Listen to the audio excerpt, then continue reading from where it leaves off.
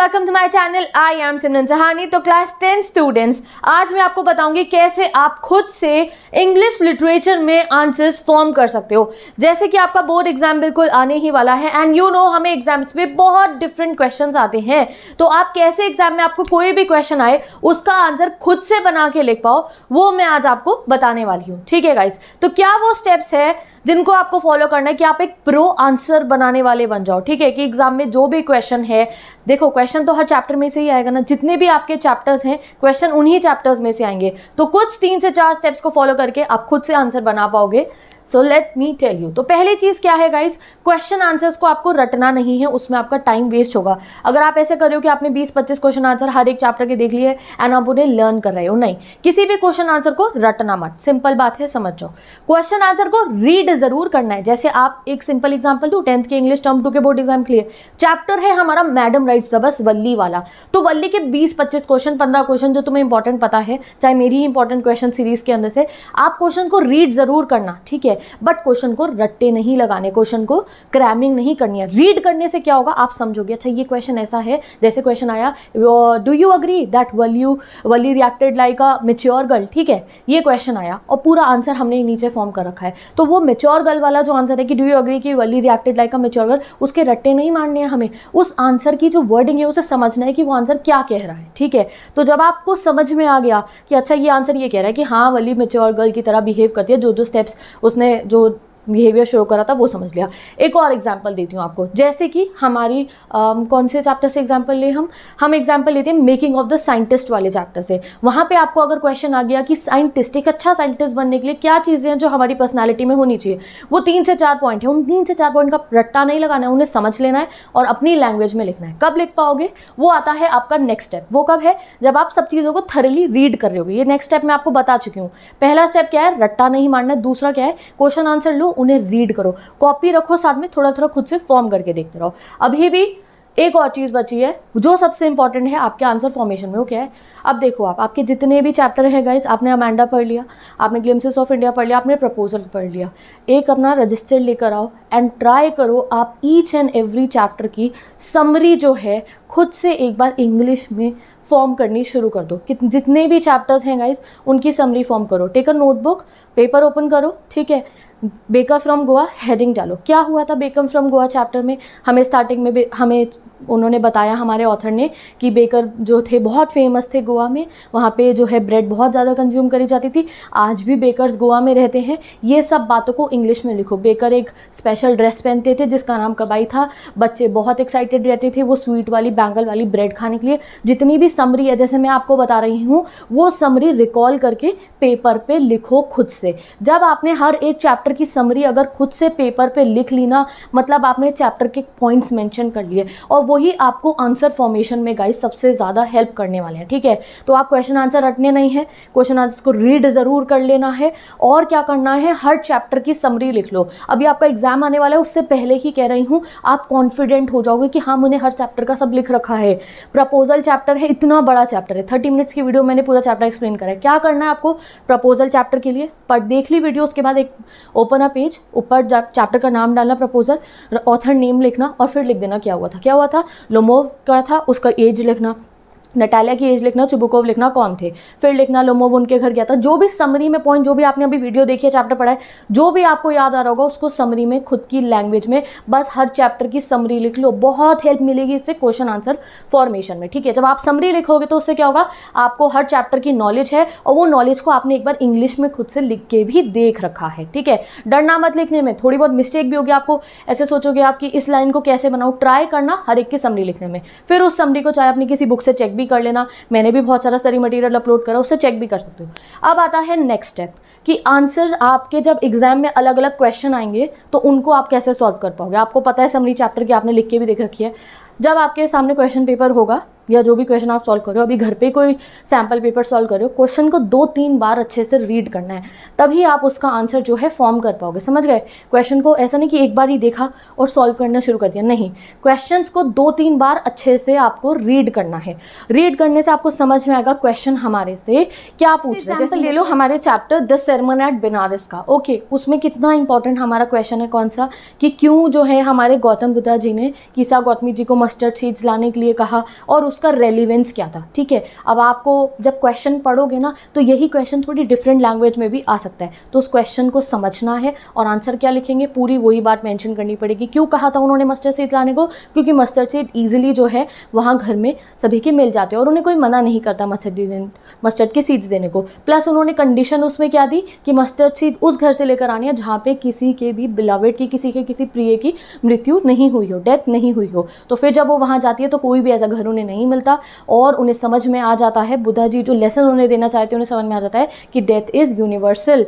अगर हम इस अर्थ पे आए हैं तो death is common to all और ये ग्रीफ को हमें जो है we should give up this grief. ये सब बात आपको अपने आंसर में समझानी होगी। अब देखो ये पूरा का पूरा चैप्टर की तो मैंने लाइन्स बताई, तो अभी जब अगर आपने हर चैप्टर की थोड़ी थोड़ी समरी खुद से लिखी होगी ना तो हर क्वेश्चन में ये समरी वाली लाइन्स ही आप अपने आंसर में फॉर्म कर पाओगे। समझ गए? समरी हर चैप्टर की लिखने का क्या फ़ायदा होगा? क्वेश्चन आंसर रीड कर लो, क्वेश्चन आंसर सॉल्व करके भी देखेंगे सैम्पल पेपर में से। मैं खुद आपको सैम्पल पेपर अपलोड करूँगी, इंपॉर्टेंट मॉडल पेपर हम सॉल्व करेंगे, बट एक बार हर चैप्टर की before your exam guys summary लिख लो। वो जो समरी के इंपॉर्टेंट पॉइंट्स आपने लिखे होंगे वो हर आंसर बनाने में हेल्प करेंगे। जब आप द सरमन एट बनारस की समरी लिखोगे तो डेफिनेटली उसमें ये वाली लाइन्स आएंगी मस्टर्ड सीड्स वाली और क्यों उन्होंने कंडीशन उसमें ऐड करी थी। फिर अगर इससे रिलेटेड आंसर आएगा तो आप लाइन फॉर्म करके लिख सकते हो। ठीक है, तो अब आपको समझ में आ गया। तो मैंने क्या कहा, पहले प्लान कर लेना अपने दिमाग में आंसर, फिर लिखना। अब देखो गाइस, प्लान करने के बाद अपना आंसर को हिंदी में रिसाइड करना। ठीक है, जब भी कोई क्वेश्चन आता है तो पहले उसे हिंदी में सोच लेना। जैसे ये बुद्धा जी वाला समझ लेते हैं कि क्यों उन्होंने उनको भेजा था मस्टर्ड सीड्स लेने के लिए। एक बार अपने आंसर को अपने मन में हिंदी में रिसाइड कर लेना कि क्या हुआ था। जैसे मैंने आपको बताया ना, क्यों कहा था बुद्धा जी ने मस्टर्ड सीड्स लाने को, क्योंकि वो ईजिली अवेलेबल थे। मैं हिंदी में ही तो बोल रही हूँ। और उन्होंने उसमें कंडीशन क्यों ऐड करी, उन्हें समझाने के लिए कि death is universal to all. एक बार हिंदी में अपने मन में आंसर बना लेना, तब अपनी आंसर शीट पे ट्रांसलेट करना उसको इंग्लिश में स्टेप बाय स्टेप और लिखना शुरू करना। कैसे करोगे, एक एग्जांपल से बताती हूँ। देखो, हम मिलकर अपना आंसर जो है फॉर्म करते हैं। ठीक है, ये क्वेश्चन आ गया आपका। मैंने क्या कहा है, पहले क्वेश्चन को बहुत ध्यान से पढ़ना है और फिर उसको क्या करना है, आपको हिंदी में रिसाइड करना है अपने मन में और फिर उसको ट्रांसलेट करते हुए इंग्लिश में लिखना है। और आपको बहुत हेल्प मिलेगी जब आप ऑलरेडी सब चैप्टर्स की समरी लिख चुके होगे। Okay, so let's see the question. ये वाला क्वेश्चन देखते हैं। बुद्धा जी वाला क्वेश्चन का तो एग्जांपल मैंने आपको दे दिया। डिफरेंट क्वेश्चन देखते हैं। ये डिफरेंट क्वेश्चन है।